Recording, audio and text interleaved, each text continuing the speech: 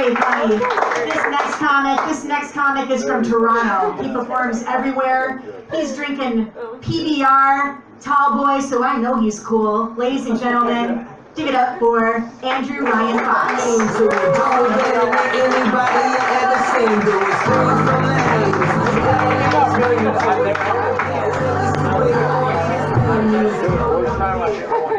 Has anybody got any blow? I'm not even kidding, man. The only reason I do stand-up anymore is because it's the easiest way to ask an entire room full of people if they're holding.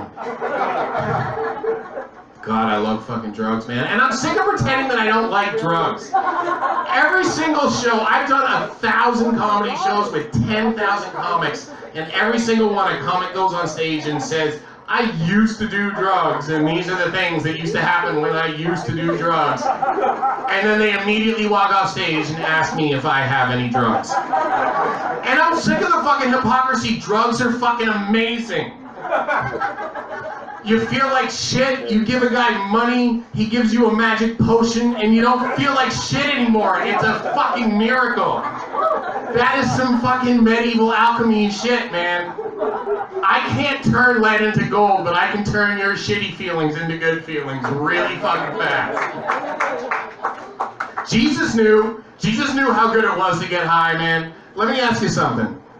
2,000 years ago, the middle of the desert, no indoor plumbing. What was more useful, water or wine? Exactly, it's fucking water. And Jesus said, you know what? Fuck that. Let's get fucked up. Oh my God, it's all falling apart though. It's all going so fucking bad. I mean, take a look. This is what a midlife crisis looks like. It's so fucking bad. I got my fucking hands tattooed recently. I'm almost 40 years old, which is obviously when you're an as yet unsuccessful stand-up comic with no money, that's the time you want to start narrowing your possible career options. Oh my God. I can't fuck anymore. I can't even hold myself up anymore when I'm fucking. They need to make Viagra for elbows. Like I can't. I do this thing now where like I get on top and I put it in, and then I just kind of like roll us over onto our sides, and I just kind of like ride around. Like that's the. I'm sure the position has a name like the lilting orchid or the Siamese chokehold, but the problem is like, because I'm still like, I get bored really fast and I'm still super lazy, so I do this other thing just to mix it up where I get on top and I put it in. That's my opening move. And then I just like pull my arms out from under me and like belly flop down on top of the girl, and then I just wiggle my hips like that. Like that's the sum total of the energy expenditure, and it's great. The only downside is that the girl's like significantly shorter than like 5'2" or under. She dies because my sternum crushes her windpipe, and oh, it's hard to come when they're dead. It's not impossible. I'll keep going. I don't give a fuck. But oh my God, you guys have been. You know what? You guys have been. Like, luckily left alone by most of the comics tonight, but you're not going to be anymore. Let me ask you something. How long you guys been here? How long you guys been together? Year and a half? Yeah? You still fucking? Yeah, you still? How is it? Let me ask you, like, scale of 1 to 10, with a 1 being like he fucks you through a hole in a sheet like an Orthodox Jew, and a 10 being you shit in his mouth.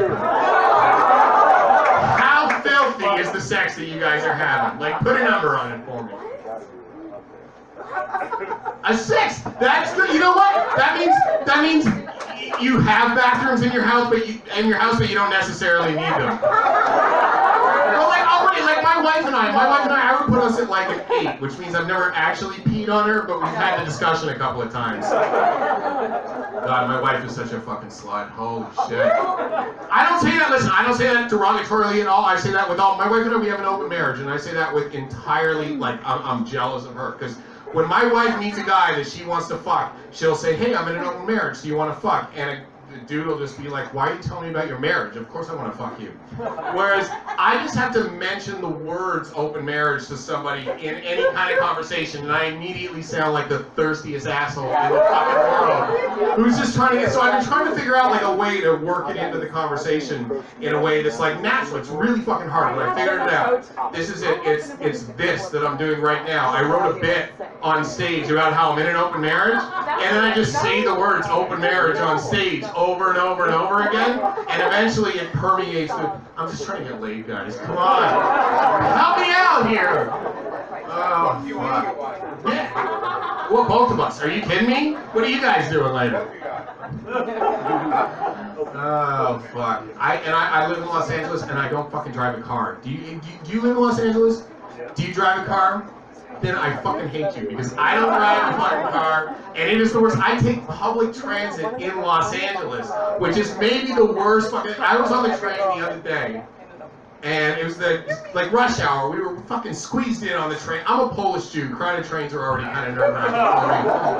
But anyways, we're riding on the train, and it's rush hour. It's packed, but then like we go a couple of stops, and some seats open up. So now I can sit down in a seat, but I'm still squeezed in between like a couple of people.